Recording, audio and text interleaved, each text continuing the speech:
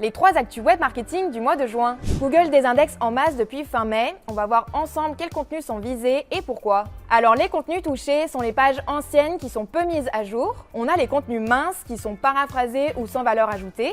On a aussi des pages créées uniquement pour le SEO, comme des fiches produits génériques ou encore des articles à mots-clés. Et enfin, on a les contenus générés par IA sans supervision humaine.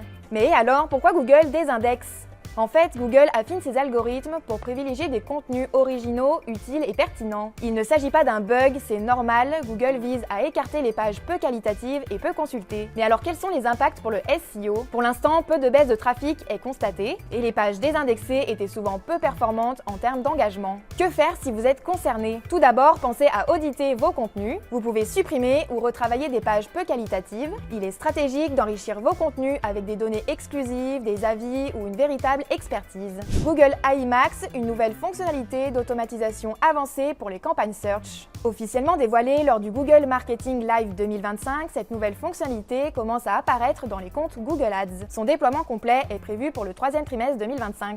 AI Max se distingue par son approche sans mots-clés. En gros, Google n'a plus besoin d'indications précises de la part des annonceurs.